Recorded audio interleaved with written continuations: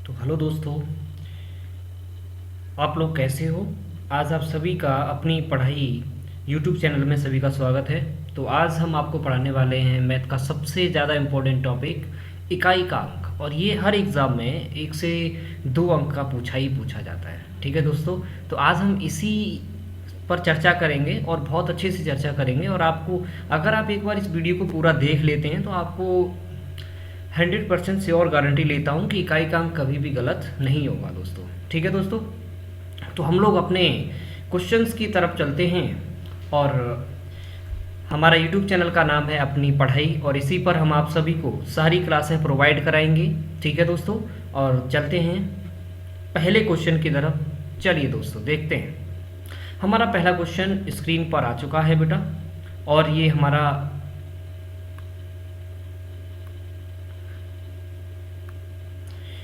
पहला क्वेश्चन है बेटा।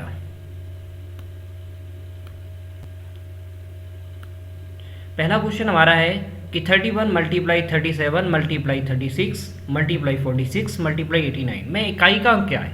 तो दोस्तों ऐसे क्वेश्चंस को करने के लिए हमें कोई खास चीज़ की आवश्यकता नहीं होती है। तो हमेशा पिछले वाला अंक देखते हैं, सबसे लास्ट में जो अंक हो। जैसे को 31 में अंक है फर्स्ट इंटू, और 37 में बेटा 7 इंटू, इधर 6 है इंटू 6 इंटू 9।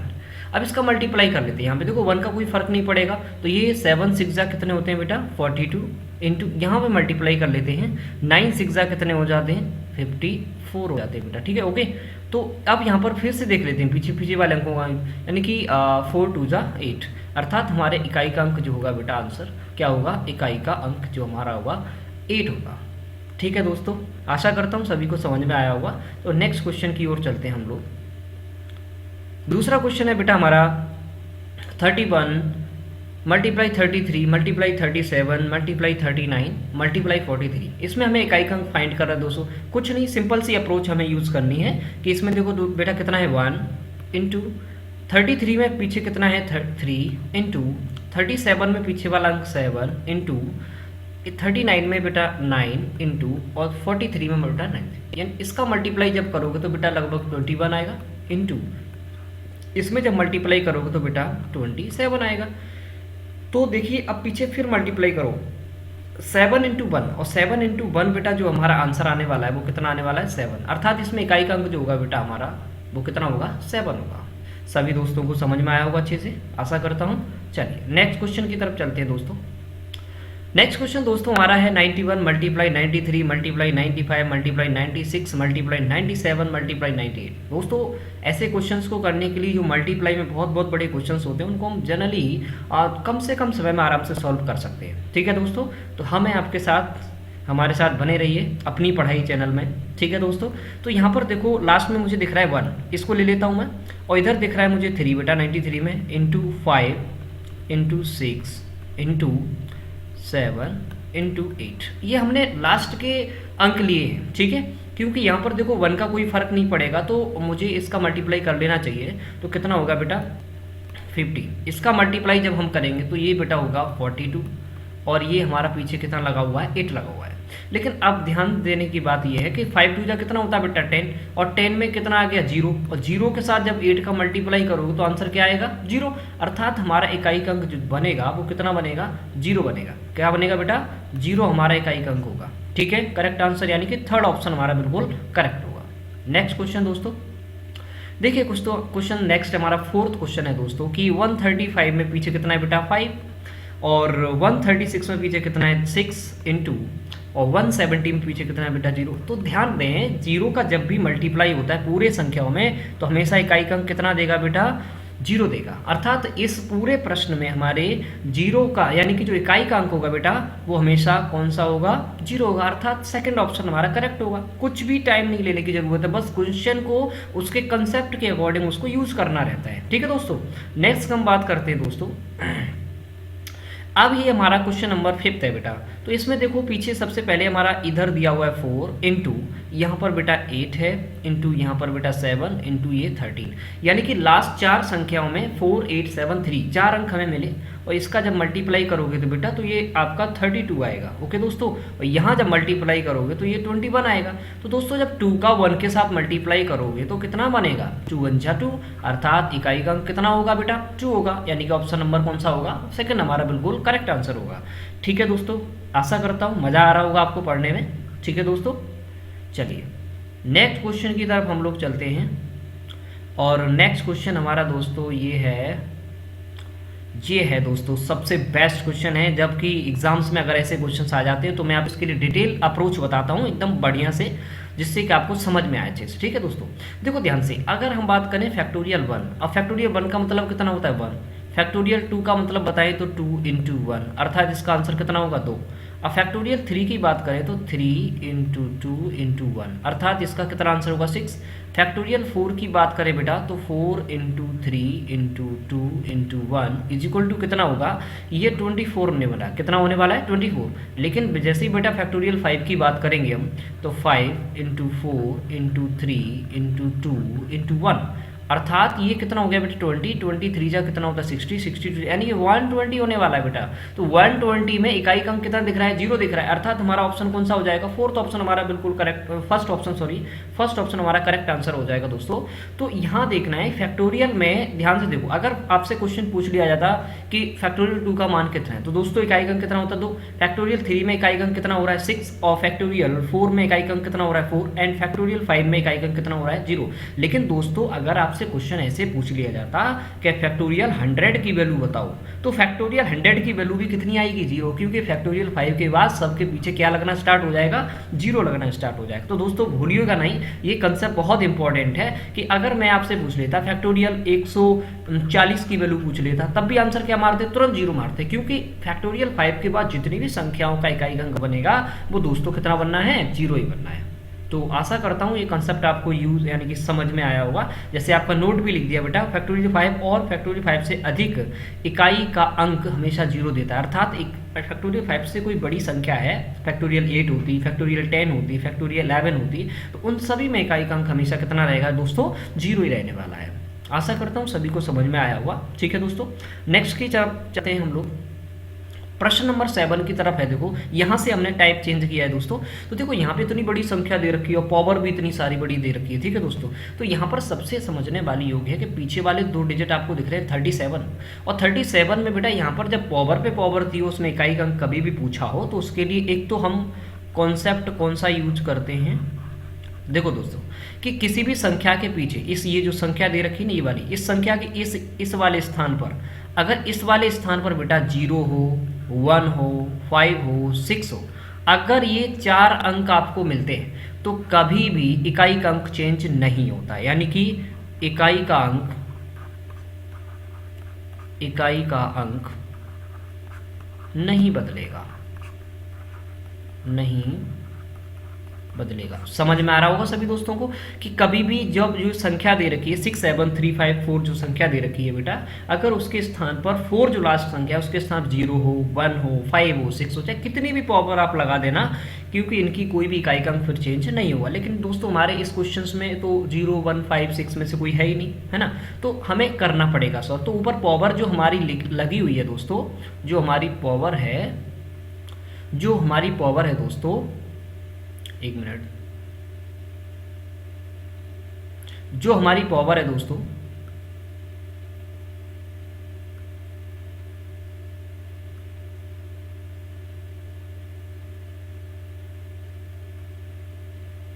चलिए देखिए दोस्तों वो वाला क्वेश्चन थोड़ा हाँ यस, यहां पर क्वेश्चन देखते हैं,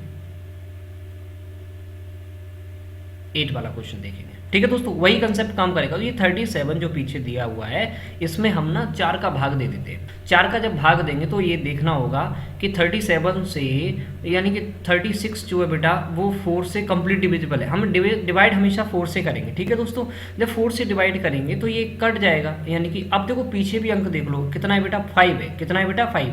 तो हमने आपको अभी बताया 0 1 5 6, अगर ये डिजिट आपको इस संख्या पे मिले तो इसको कुछ सॉल्व करने की आवश्यकता आपको नहीं है, अर्थात ये क्या होगा दोस्तों, आपका बिल्कुल ही आपका आंसर वही बनेगा। तो अर्थात इसमें जो आंसर बनेगा दोस्तों वो 5 बनेगा इकाई का अंक। इसमें कोई भी चेंजेशन आपको करने की ज़रूरत नहीं। अगर आप सॉल्व करना चाहते हैं तो देख भी सकते हैं कि 37 में जब आप भाग देंगे बेटा 4 का, तो 9 जा जो होगा 36 होगा, अर्थात 1। जो ये पावर बचती है दोस्तों ना, ये 5 जो उसमें संख्या में जो 5 होता है, यहाँ पर ये जो 5 लगा हुआ है, इसकी जो शेषफल बचता है उसकी हमेशा ये क्या बनाते हैं, पावर बनाते हैं। तो बेटा 5 की पावर 1 का आंसर कितना होगा 5, अर्थात इकाई का अंक जो बनेगा, यूनिट डिजिट जो बनेगा वो 1 बनेगा इस क्वेश्चन में। ठीक है दोस्तों, समझ में आया होगा कंसेप्ट आपको।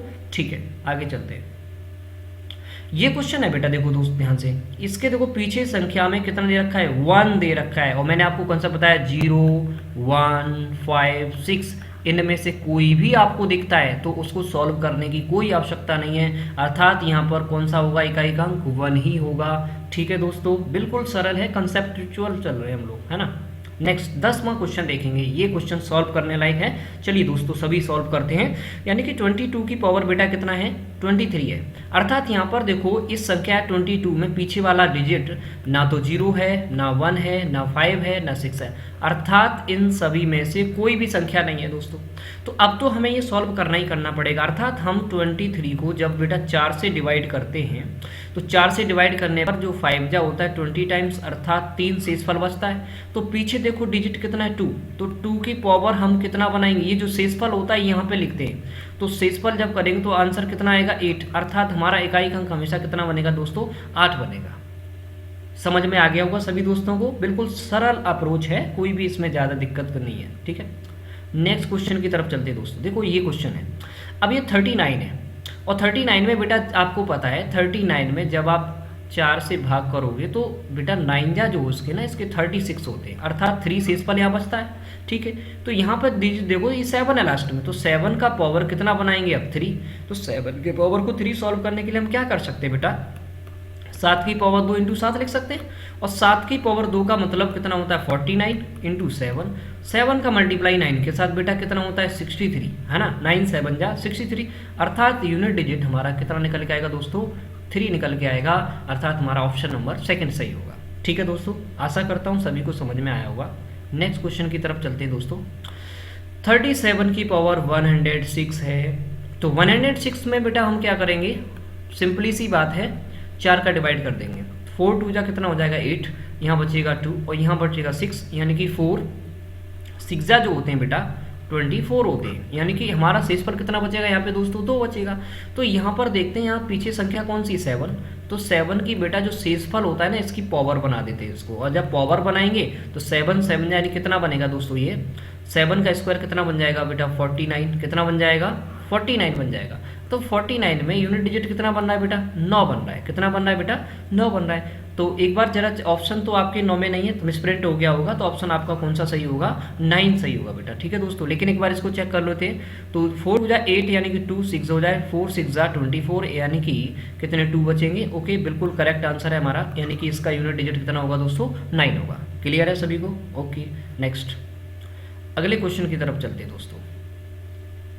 क्वेश्चन नंबर 13, क्या बात है, क्वेश्चन एकदम गजब है दोस्तों, कि फैक्टोरियल 111 की वैल्यू पूछी है। और मैंने अभी तुम्हें बताया कि फैक्टोरियल 4 तक तो आप निकाल सकते हो। ठीक है, फैक्टोरियल 4 तक तो आप क्या कर सकते हो, निकाल सकते हो, क्योंकि इसका कितना होता है 24 होता है, तो यूनिट डिजिट कितना 4 हुआ। लेकिन बेटा फैक्टोरियल 5 जो होता है ना 120 होता है, तो इसमें यूनिट डिजिट कितना होता है 0 होता है। तो फैक्टोरियल 5 के बाद कोई भी आप संख्या लेते हो तो उसमें हमेशा यूनिट डिजिट कितना बनेगा, 0 ही बनेगा, कोई भी इसमें शक वाली बात नहीं है। तो ऑप्शन नंबर कौन सा हो जाएगा, फर्स्ट हमारा बिल्कुल करेक्ट आंसर हो जाएगा, अर्थात इसमें 0 ही हमारा आंसर क्या होगा, सही होगा दोस्तों।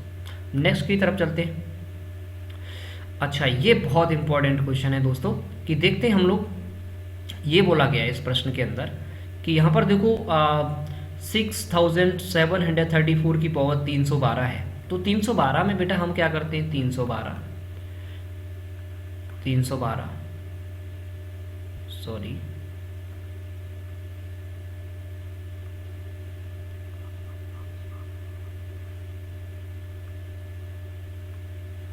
312 जो है 312, अब इसमें दोस्तों हम क्या करेंगे, 4 से भाग कर देंगे। तो 4 का भाग जैसे ही करते हैं तो 4 सते 28 हो जाते हैं, और यहाँ पर बचेंगे बेटा 3 और ये हो जाएंगे, यानी कि 4 जो 8 जा होंगे 32 होंगे, अर्थात ये कंप्लीट कट गया, यानी कि इसका जो रिमाइंडर है वो 0 आ गया। अब हम क्या करेंगे, क्या हम 4 की पावर जो लास्ट डिजिट, हमारा जो लास्ट डिजिट है ना दोस्तों, क्या वो 4 है, क्या 4 की पावर 0 करेंगे? नहीं, 0 रिमाइंडर बराबर कितना होगा 4, जहाँ पर बेटा 0 आएगा उसका मतलब कितना होता है 4, तो 4 की पावर 4 लिखेंगे। 4 की पावर 4 का मतलब 4 की पावर 2 और 4 की पावर 2, अर्थात बेटा 4 की पावर 2 का मतलब 16 और ये 4 की पावर मतलब 16, तो 6 का 6 से जब मल्टीप्लाई करेंगे तो कितना हो जाएगा 36, अर्थात यूनिट डिजिट कितना होगा मेरा, कितना होगा दोस्तों 6 होगा।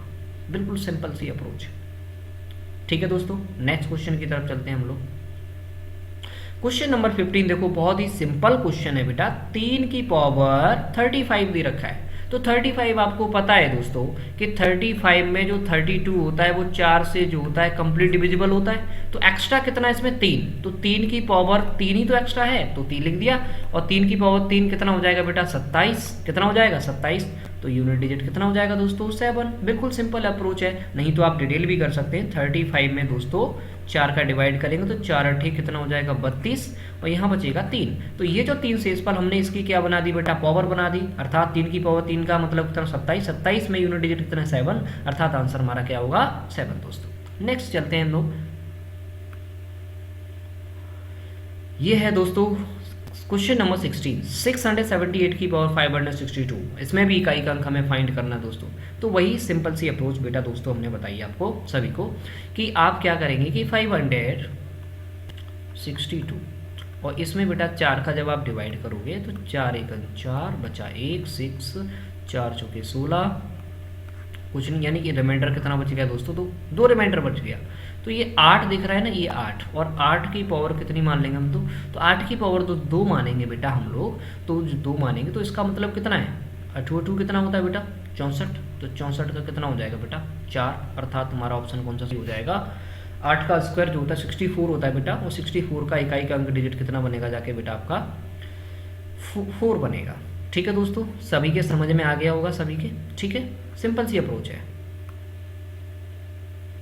Question number 17 very important question है दोस्तों, तो क्वेश्चन नंबर 17 की ओर चलते हैं। देखो यहाँ पे बोल रहा है 23 की पावर 21, तो हम 21 को पकड़ के चलेंगे। अच्छा 21 में जब बेटा आप 4 से भाग दोगे तो 5 जा जो होता है ना 20 होता है, अर्थात यहाँ रिमाइंडर 1 बचेगा, तो यहाँ डिजिट कितना है पीछे 3, तो 3 की पावर 1 लिख सकता हूँ मैं। यहाँ पर बेटा 22 2 बचेगा तो यहाँ 4 है, तो 4 की पावर ऐसे लिख सकता हूँ। तो यहाँ पे जाओ बेटा 3, यहाँ 3 रिमाइंडर बचेगा तो 6, यानी कि 6 की कितनी भी पावर आप करा दीजिए उसकी 6 ही बचने वाला है आंसर।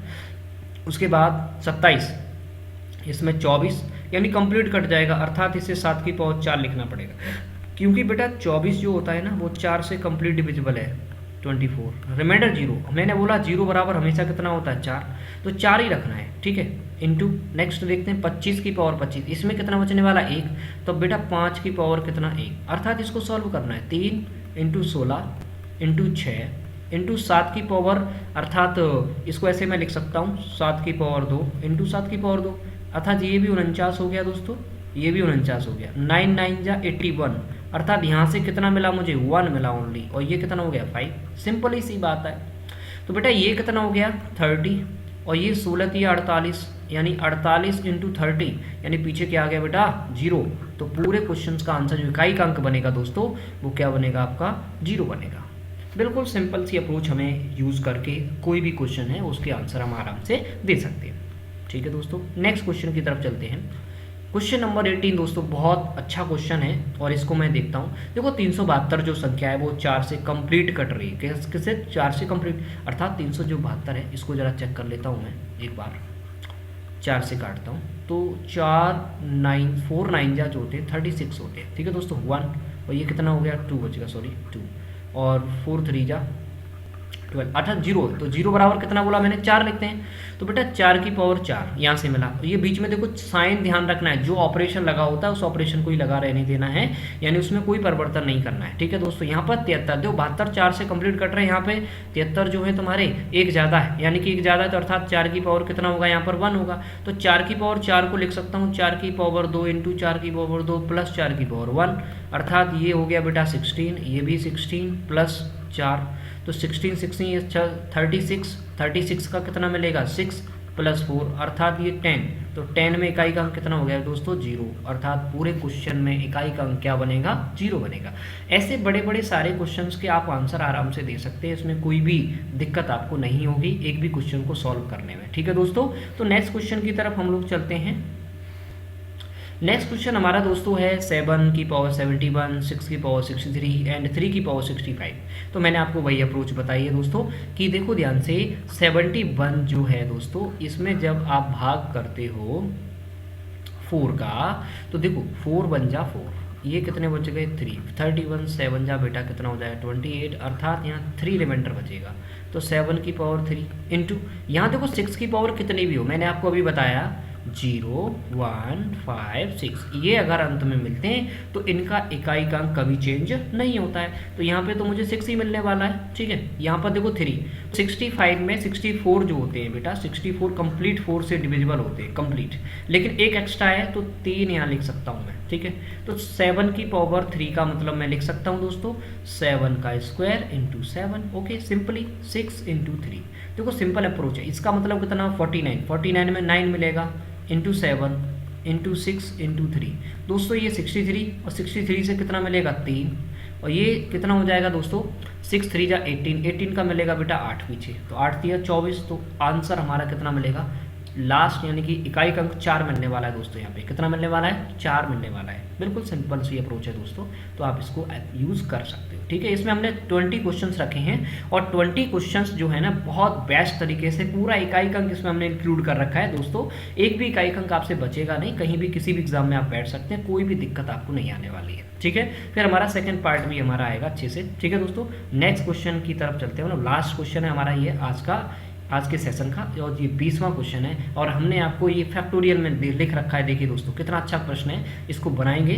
देखो फैक्टोरियल 1 का मतलब तो बेटा 1 ही होता है, और फैक्टोरियल 2 का मतलब भी 2 ही होता है। फैक्टोरियल 3 का मतलब देखो फैक्टोरियल 3, फैक्टोरियल का खोलने का मतलब होता है दोस्तों बैक खोलते हैं जब तक हमें 1 ना प्राप्त हो जाए। 3 इंटू 2 इंटू 1, अर्थात ये कितना मिलेगा 6, इसका मल्टीप्लाई होगा। तो फैक्टोरियल 6 को हम लिख सकते हैं फैक्टोरियल 3 को। ये फैक्टोरियल 4 का मतलब दोस्तों क्या होता है बताइए।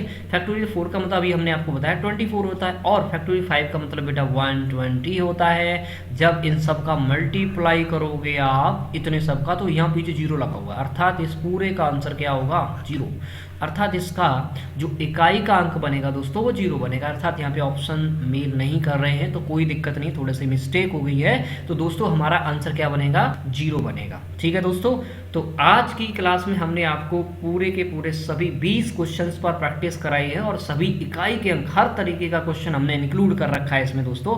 तो आज का सेशन आप सभी को कैसा लगा, और सभी को बहुत बहुत धन्यवाद करता हूं जिन लोगों ने इस वीडियो को पूरा देखा, और सभी दोस्त अब इसको शेयर करेंगे और आप लोग शेयर करके सभी दोस्तों को बताएंगे कि यहाँ पर भी हम आपको बहुत अच्छे से पढ़ाई, अर्थात कहने का मतलब है दोस्तों मैं आपको पूरा मैथ का विद कंसेप्ट वाइज पूरा मैथ कराऊंगा। मैथ, रीजनिंग, हिंदी सारी क्लासें उपलब्ध कराई जाएंगी, प्लस यहाँ पर जीके, स्टैटिक जीके जो मोस्ट इंपॉर्टेंट पार्ट होता है किसी भी एग्जाम का, तो उस स्टैटिक जीके इतनी गहराई से हमने लिखा है, उसकी वीडियो आपको कल प्राप्त हो जाएगी दोस्तों। लेकिन इतनी अच्छे से लिखा है, आप जब पढ़ेंगे तो आपको आनंद भी आएगा दोस्तों। ठीक है, ये गारंटी लेता हूँ।